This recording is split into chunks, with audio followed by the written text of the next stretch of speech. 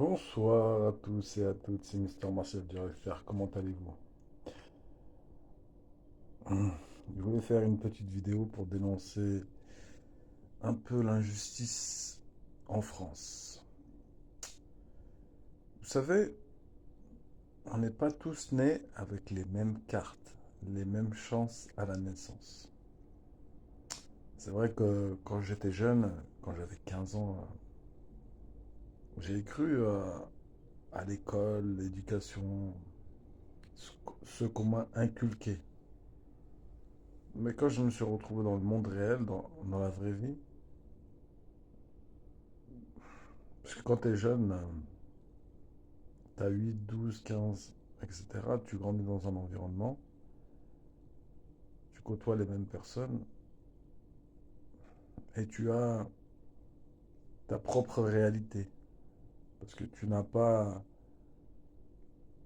hum, expérimenté autre chose, ce que tu connais, ce qui est normal. Toute personne, peu importe où il vit.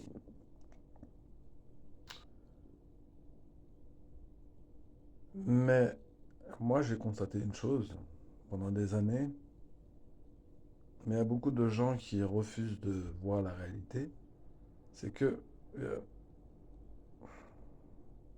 j'étais en train de regarder une vidéo Public Sénat. Et ce que j'ai vu dans Public Sénat, j'ai rarement vu, peut-être ça existe, et j'espère, mais il y a très peu de personnes des quartiers populaires. Quand je dis quartier populaire, des enfants hum, de la classe ouvrière. C'est toujours la même chose. Soit c'est les enfants de grands architectes, les enfants de grands avocats. Et c'est pour ça que je suis un peu d'accord avec Bourdieu. La méritocratie n'existe pas. Car il y a des avantages cachés dès le départ. C'est vrai que petit, comme, comme moi je suis quelqu'un qui posait énormément de questions, j'avais vu juste que tous les enfants des quartiers défavorisés, que beaucoup d'enfants de familles soit illettrés ou analphabètes,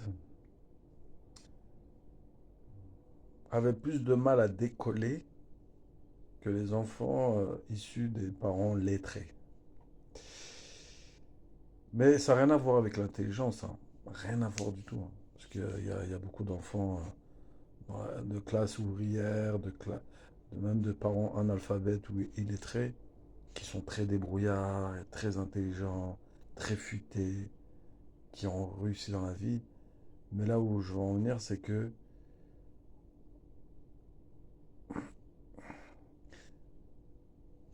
ces enfants-là ne sont pas vraiment adaptés au langage scolaire. C'est là où je veux en venir.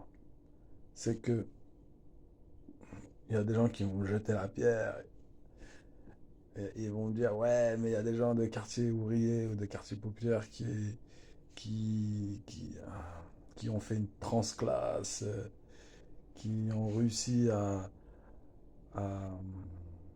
à changer de classe. Évidemment qu'il y en a, et heureusement pour eux. Mais au départ, beaucoup plus difficile que les gens des quartiers favorisés. Ça veut dire que il y a, il y a une tricherie. C'est de la triche. C'est comme, je donne un exemple. Imaginons, on doit courir un marathon.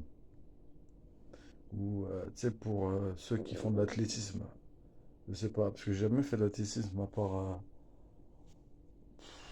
à l'école, au collège ou au lycée, mais le PS à l'école, c'est de la merde. On va dire les choses euh, vraies. On va dire les choses. On va être vrai. Parce que quand tu fais de l'athlétisme dans un vrai club, tout sport confondu, c'est mieux que l'école. L'école, c'est le sport, c'est zéro. Il y a plein de choses qui sont zéro à l'école. Et je vais rebondir juste après. Mais par exemple, toi, tu fais de l'athlétisme. Toi, tu as tes deux jambes. tu- Et moi, on doit faire une course. Mais moi, je suis handicapé. Je suis né avec une jambe.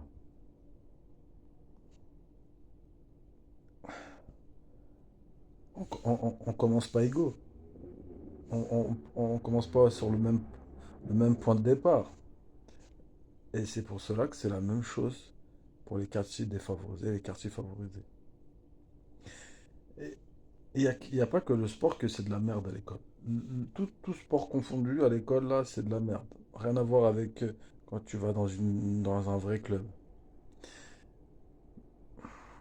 Ouais, d'autres choses, même des gens qui ont des bons postes aujourd'hui qui m'ont dit que même à l'école, on t'apprend même pas vraiment à lire.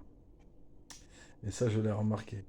Parce que même quand j'étais en primaire, quand on devait apprendre, je sais pas moi, des fables, etc., on faisait que du par cœur. Mais c'est de la merde, ça. C'est de la merde. T'apprends par cœur, mais tu sais même pas de ce que raconte l'auteur, la morale de l'histoire. Après, je sais pas, hein. Je vais pas dire tous les profs, mais moi, ce qui me concerne, je me rappelle que c'était que du par cœur. Et par cœur, c'est zéro. J'ai une citation pour ça. C'est de Bourdieu qui dit: la réussite scolaire est ouvert le reflet d'une réussite scolaire préalable. Je répète, la réussite scolaire est souvent le reflet d'une réussite sociale préalable, de Pierre Bourdieu. C'est un sociologue. Et sinon, j'ai une étude courte qui illustre ce problème.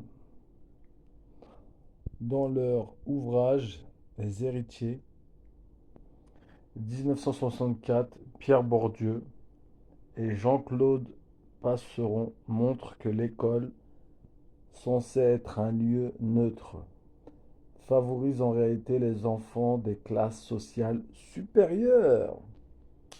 Pourquoi?